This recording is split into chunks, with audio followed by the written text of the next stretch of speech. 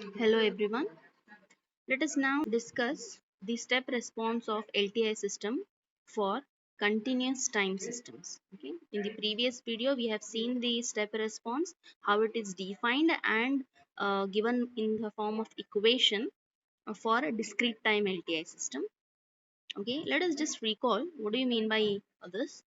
Uh, if x of t is the input, y of t is the output, then what do you mean by the impulse response? If this is the system, impulse response is the response of the system when the input is impulse signal.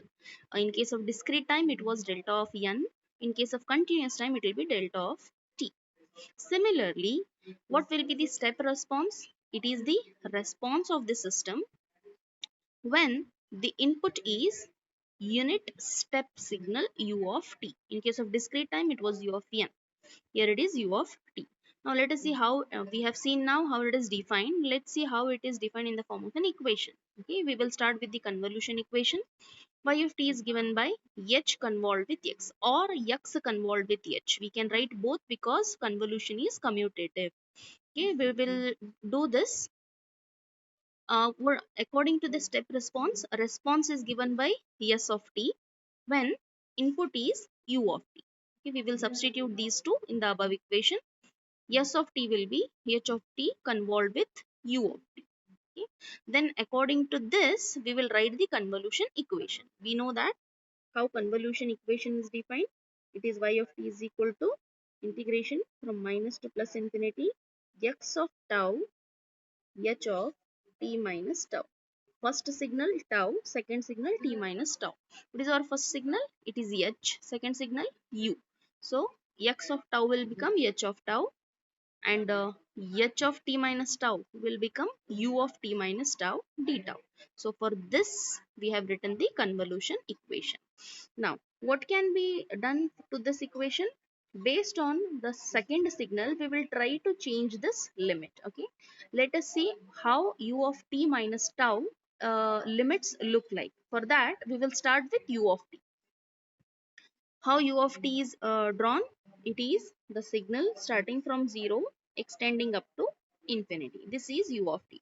How will you write this in the form of an equation? We have seen how to define the unit step signal in case of for a continuous time system in module 1. Okay, how it is defined? It is defined as the amplitude value is 1 when this time bracket value t is greater than or equal to 0 and 0 otherwise or t less than 0. This is the condition for u of t. This is how we can define unit step signal. This bracket term is important. Okay, so t greater than or equal to 0, from 0 onwards right hand side amplitude is 1. This is how we define u of t. We want t minus tau. So let us just go on checking for different unit step signals. You have u of t we have defined. Let us define u of t minus 1. How to define that? How to draw u of t minus 1? It is from 1 extending up to infinity. Okay, how you can write this in the form of an equation? This bracket term should be greater than or equal to 0 or t greater than or equal to, take this minus 1 to the other side, it will become 1. For t greater than or equal to 1, amplitude is 1. Amplitude is 1 for t greater than or equal to 1. From 1 onwards, amplitude exists. Similarly, try to put the signal u of t minus 2. Then this will be t minus 2 greater than or equal to 0 or t greater than or equal to 2. Signal starts with 2. Then 2 u of t minus 3, t minus 4. Likewise, if we generalize it for u of t minus tau, it starts with tau, extends up to infinity. Okay, this is how we can draw u of t minus tau. And how to define this? This bracket time t minus tau should be greater than or equal to 0, just like the earlier t minus 1, t minus 2, t minus 3. So t minus tau greater than or equal to 0 or t greater than or equal to, take minus tau to other side, it will become plus tau. Okay, now this is how we define u of t minus tau. In the next stage, what we will do, we will simply exchange this. Instead of putting the limit for t, we will put the limit for tau. Tau, we will just exchange these two terms. This sign will change and t will become to that side. If we exchange these two, this sign will change. Why we are doing this? Just in the earlier discrete time also we did it. For k and n we interchanged it because the summation limit is for k. Here also the integral limit, it is for tau. Okay, tau is the variable. So we need to put the limit for tau. So hence we are exchanging these two and this sign will get changed. So this is how u of t minus tau is defined. Once we define t of t minus tau, let us see what further we can make with this equation. So what will be s of t equals to integration minus infinity t h of tau.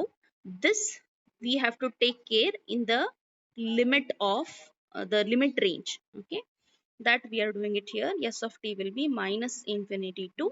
Why this has come as a t? Because we have seen that at most tau value can be up to t, not more than that. This limit we have got by the definition of t minus tau. So instead of putting infinity, we will put as the maximum limit t based on this, and remaining term h of t minus tau we have written as it is. Then this term amplitude is 1 and the range we have already taken care in this limit and d tau as it is. So this is the equation for the step response of LTI system for continuous time systems. Okay. Earlier we have seen for discrete time system how the equation was. S of t will be equal to